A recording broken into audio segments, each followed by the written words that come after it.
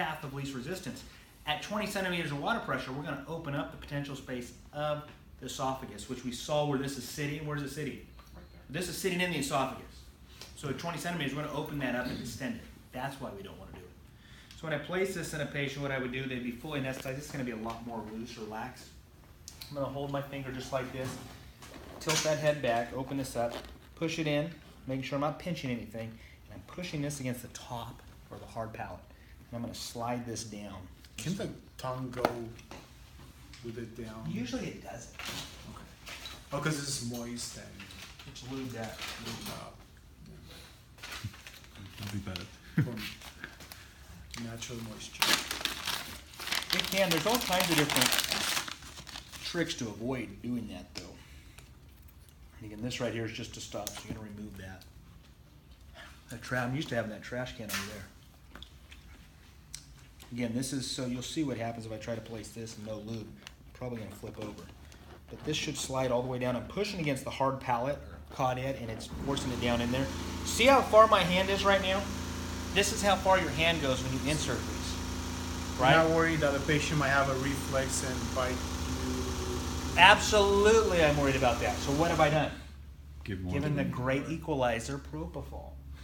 I've made sure they're absolutely asleep. But my finger, I mean, I want you to see this. My finger's down here to the base of the tongue. You can look in here. This is not just because it's a mannequin. This is what I would do to every single one of you if I'm placing an LMA. My finger's going back down to your throat, almost touching your vocal cords. So this is pretty noxious. Absolutely. Shove it in. And I'm going to insert this, or inflate this, and there you go. And then I would ventilate. And we'll see if we can. Because the way I was thinking about LMA, this gentle thing that, you know, but A lot of the gentle things you're asleep for. Because if you did them on an awake patient, they're not so gentle. yeah. You know, have you seen a colonoscope? Very gentle. Call it the Black Mamba. I mean, this is what a fully deflated cuff would look like. And that's a good thing to show you. Another reason, it's probably not the best way to have it deflated. And this is, you feel how flimsy that is, just feel. Very. But that is textbook how to inflate it, so, or to deflate it prior to putting it in. So by putting some air, you give it a bit of a shape. and it So that's doesn't fully distended. flop around. I'll take maybe 5 cc's out and then leave this fully, syringe full. Mhm. Fingers right here, lift, again, just go down, following it. And this one's not sliding as well. It's mannequin. Push that, and you'll see this kind of raise up. You saw that kind of come up when I just pushed air in. That's the cuff, elevating that. It's usually a good sign that you had a seated LMA. And if I didn't, if I had this in here, and let's say I go on the ventilator and I can't feel it, I'll just move this around. I might twist this a little bit and move this, and you'll end up having it seat just that, it's tissue, right? It's flat tissue, a little bit more of air, and just, it seats well.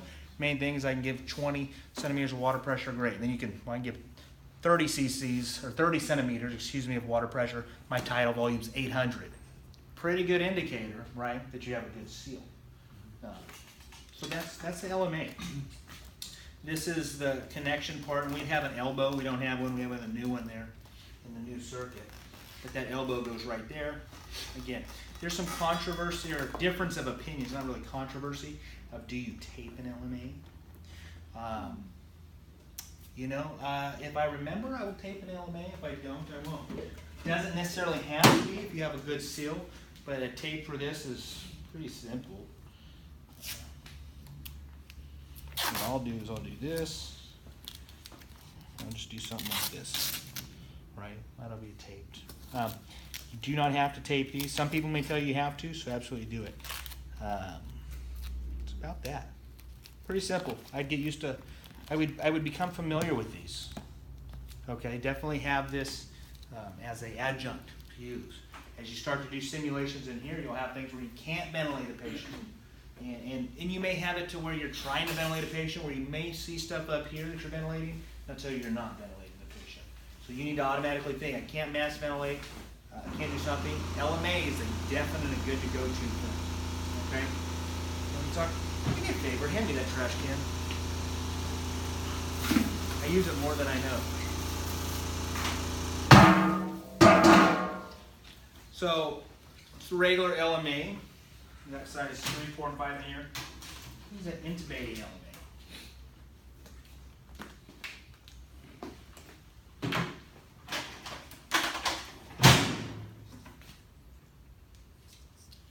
So this isn't a patient. Let's say that you try to place an LMA and you can't do it. This intubating LMA goes in the same way. Okay. Then also has this handle that's pretty rigid and allows me to kind of, you see it's pretty barbaric, right? This allows me to move that, the mirror you put there, and then I can also ventilate through this. Okay. Hook up, I can ventilate. If I can ventilate well, I know where I am. I know that that tube is going. There's a lock somewhere. I know that that tube is going into the trachea. Here, it's behind you, the one that we opened.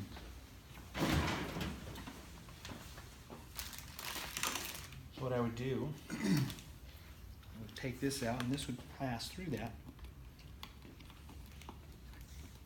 into the trachea. This won't go through. And this is kind of the over the wire, so this would hook up to there.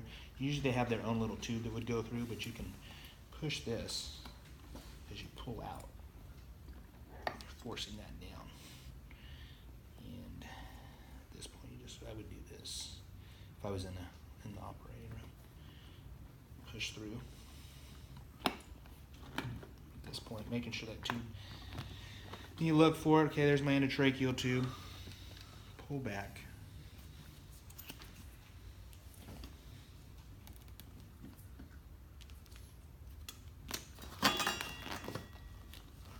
And that's the point of this. Get in there, and you check, and you'd be good. But that is how that kind of works. Definitely a good tool to have, right?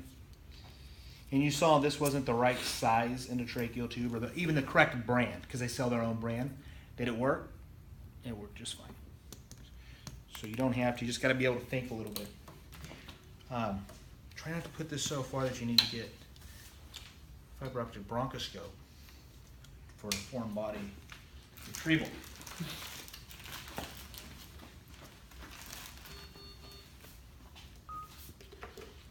Pretty straightforward.